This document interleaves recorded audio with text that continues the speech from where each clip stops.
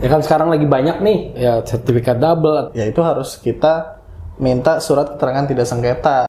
Nah jadi idealnya kapan kita ngasih DP? Udah cocok sama rumahnya ya udah DP aja. Pas udah akad AJB itu ya udah pelunasan. Tapi tergantung negosiasi kan.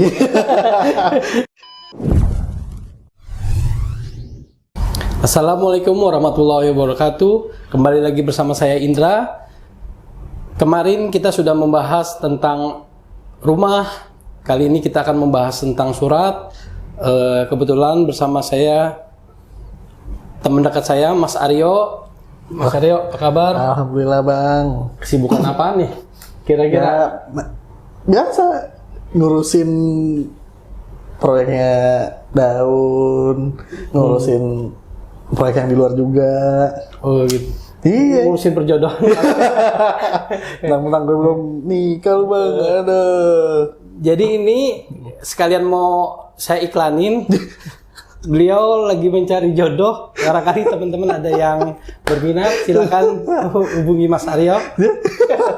Sekalian sampai tahu. Oh ya Allah. Mas Aryo, Iya Bang. kita butuh informasi nih mengenai surat menyurat ya. Yang mana kan Mas Aryo memang berkecimpungnya di sini gitu. Iya. Jadi kalau orang mau transaksi gitu, kita dari sisi pembeli lah. Kira-kira apa sih yang mesti diperhatiin? Oke, biasanya kalau kita mau jual beli itu yang paling pertama itu ya lokasinya, lokasi rumahnya. Terus baru habis itu kalau kita udah oke rumahnya, suratnya. Suratnya itu kan, nah di sini ada sertifikat, ada AJB. Ada JBOP juga. JBOP itu oper hak, biasanya orang kenal. AJB itu ya cuma akte jual beli.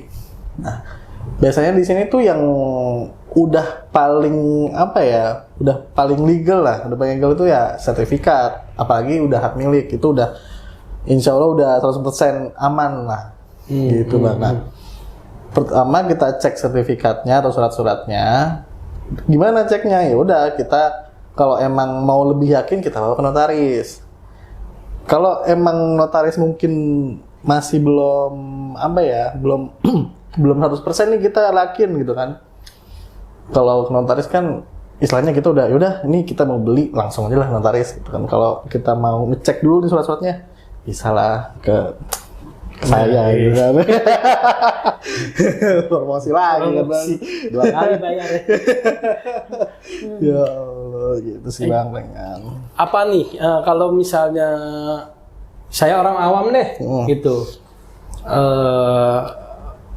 Kira-kira persyaratan apa sih yang harus ada dari sisi ini ya? Saya mau beli nih. Oh, dari sisi pembeli berarti ya? Iya, dari sisi pembeli. Saya harus minta ke mereka tuh apa kira-kira? Oh, biasanya tuh ya itu sertifikat, KTP KK, fotokopi aja nggak apa-apa. Terus PBB terakhir, sama NPWP pemilik.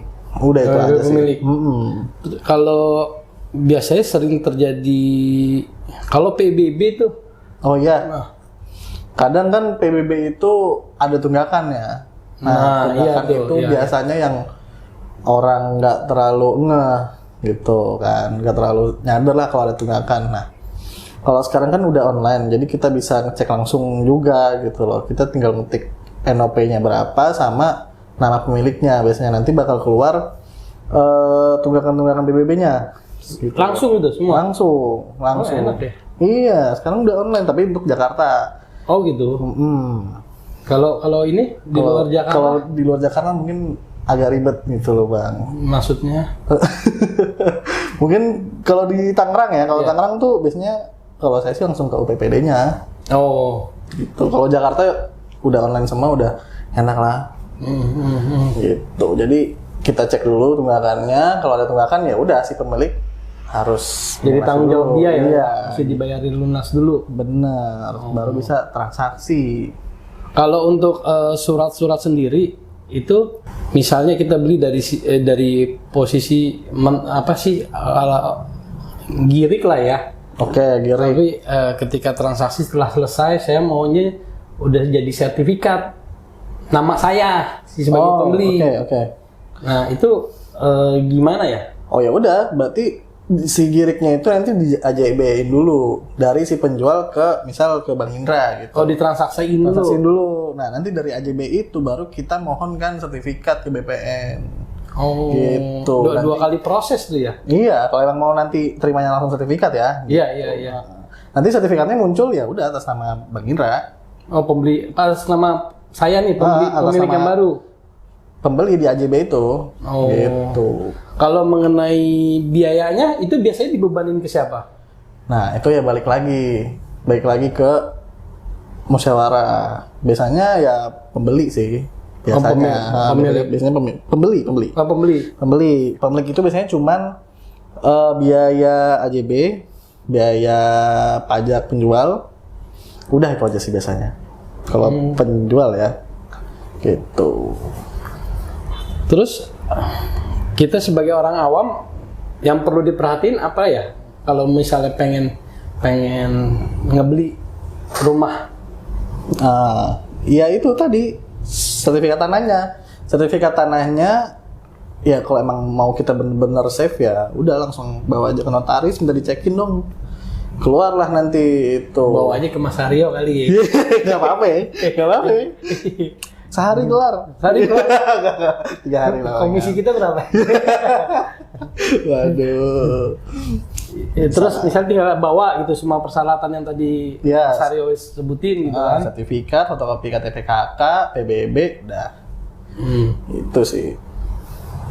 Terus inian apa namanya? Itu kan buat pengecekan bahwa ini aman atau nggak aman ya. Ya, Ya, untuk sampai proses sampai AJ kan tadi ada proses sampai AJB dulu kita beralihan, lalu peningkatan balik nama ya berarti. Balik nama. Nah, itu berapa lama waktunya? Kalau dari transaksi AJB, pembayaran pajak pokoknya udah selesai bayar lah ya. Itu paling ya 2 bulan lah. 2 bulan. Balik nama. Kira-kira segitu. Udah sampai balik nama ya? Udah balik nama. Itu kalau udah sertifikat ya. Udah sertifikat. Iya. Tuh.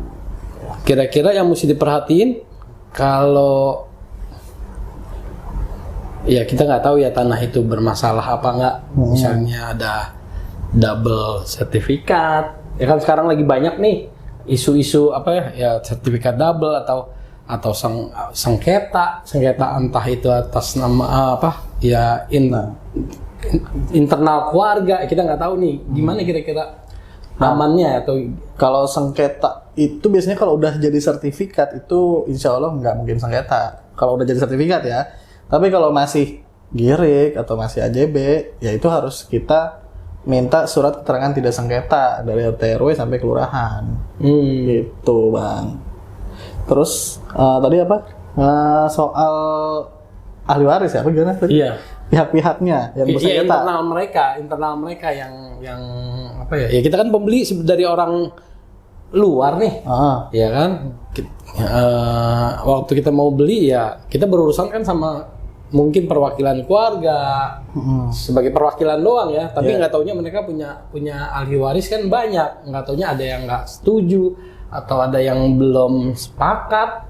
Nah, kalau untuk itu ya satu-satunya ya hadirin semuanya. Untuk tanda tangan AJB gitu loh. Sebelum transaksi itu. Jadi pas waktu tanda tangan akad AJB ya udah kumpulin semuanya, tanda tangan lah di satu tempat. Gitu, bareng. Nah, jadi idealnya kapan kita ngasih DP? Kasih DP? Iya. Kalau pas tanda tangan itu? Ngasih DP itu ya sebelum tanda tangan sebenarnya. Ini udah oke nih, saya udah apa ya namanya, udah cocok sama rumahnya, ya udah DP aja. Ntar kalau DP langsung akad AJB ya udah biasanya pas udah akad AJB itu ya udah pelunasan. Biasanya seperti itu. Biasanya. Tapi tergantung negosiasi kan. Ya Allah. Ketahuan biasa nego. Gimana nego mulu Bang? Nyari celah aja. Terus Mas, kalau misalnya kita beli di mana tanah itu warisan, gitu. Ya katakanlah ada 5 orang gitu loh, ahli warisnya. Tapi salah satunya ada di luar kota. Oke. Itu gimana? Tapi yang di luar kota ini udah setuju gitu ya? Ya kalau mau dijual harusnya setuju lah. Iya, berarti kalau emang semuanya udah setuju dan emang yang satu ini berhalangan buat hadir dan karena jauh juga gitu ya, ya udah berkasnya aja dikirim. Nah, pas tanda tangan itu kita video call nih sama si notaris, video call. Dan selain video call ya udah difoto juga buat sebagai bukti kan. Ya udah biasanya sih simpelnya seperti itu karena kalau jauh ya Mas. Gitu Bang. Yang penting kuncinya mereka semua harus tahu ya. Iya. Mengetahui dan kalau bisa hadir ya hadir. Tapi kalau enggak di backup dengan apa? Kita kirim berkas ke sana, buktinya kita punya bahwa itu dia tanda tangan, dia segala macam menyetujui lah maksudnya. Benar. Seperti itu. Kayak gitu Bang. Biasanya kayak gitu sih. Yang udah-udah. Kalau sampai kebablasan tuh. Kebablasan gimana ini? Kebablasan kayak apa ya? Ada ahli waris misalnya berlima, ternyata yang diajuin ditongolin ke yang di surat keterangan warisnya cuma 4 karena dia jauh. Karena saya pernah ngalamin kayak begitu, temen ngasih info gitu loh. Gimana nih ya? Cuma 4, nggak tahu cuma 5 orang, tapi dia nggak bisa dihubung-hubungin karena di luar negeri. Tapi di surat keterangan warisnya 4. Iya, akhirnya dibikin 4 kali atau gitu. Ya kalau biasanya kalau notaris itu dia berdasarkan data ya, data yang udah dikasih, data yang emang dari kelurahan seperti itu ya udah. Oh, surat keterangan waris ternyata cuma 4. Gitu. Ya udah. Dia bikinnya 4. Dan di surat keterangan waris tuh 4, terus di sertifikat ya juga cuma 4 juga gitu ya. Ya kan masih atas nama. Oh, masih atas si almarhum. Ya udah biasanya ya bakalan begitu juga sesuai dengan keterangan waris. Enggak, saya apa? Kita sebagai pembeli di kemudian hari misalnya ada si ahli waris yang kelima nih tahu ternyata tanah orang tuanya udah dijual. Kita sebagai pembeli gimana itu? Masih aman nggak atau kena? Sebenarnya kan kalau dari pembeli kan kita nggak salah ya, karena kan kita berdasarkan data ya udah cuma 4 ya udah 4 gitu loh, dan benar-benar 4-4-nya hadir. Dan kita kan ya pembeli mana tahu juga gitu loh, dan notaris juga nggak tahu juga kan, datanya juga begitu dari kelurahan. Dari kelurahan udah dibikin sekian ya. Iya. Nah, artinya masih aman lah dari sisi kita sebagai pembeli ya. Kita bicaranya kemudian hari apa terjadi tuntutan hukum atau apa? Ya insya Allah sih masih aman ya, karena kan ya yang kita pegang datanya, datanya ya sesuai data begitu, ya udah gitu loh, insya Allah aman. Itu ya paling ya internal mereka aja yang ya bukan salah kita juga. Iya makanya. Iya. Terus satu lagi nih Mas, kalau misalnya si ahli waris ternyata ada yang di bawah umur. Oke. Itu kan setahu saya memang dia nggak bisa melakukan transaksi mewakili dirinya sebagai. Benar. Iya, itu gimana? Benar ya. Ya udah biasanya kan nanti ada penetapan dari pengadilan soal anak di bawah umur. Nah nanti dari pengadilan itu diberilah kuasa. Kuasa ke si walinya biasanya. Gitu loh Bang. Jadi gitu. Lama tuh ya proses. Itu kan ibaratnya persyaratan tambahan lah ya. Iya, kalau emang anaknya masih di bawah umur. Iya. Iya, kayak gitu ya. Emang butuh waktu sih kalau itu. Berapa lama kira-kira? Ya bisa sampai 2 bulan, paling lama. Buat ngurusin surat itu doang ya? Penetapan pengadilan. Oh. Ya. Ribet makanya Bang. Kalau emang ahli warisnya ada anak kecil. Iya. Jadi sebaiknya nggak usah dimasukin ke ahli waris. Iya kan? Dihilangin gitu ya. Yang penting jatahnya jangan lupa. Jangan ngajarin yang jelek dah.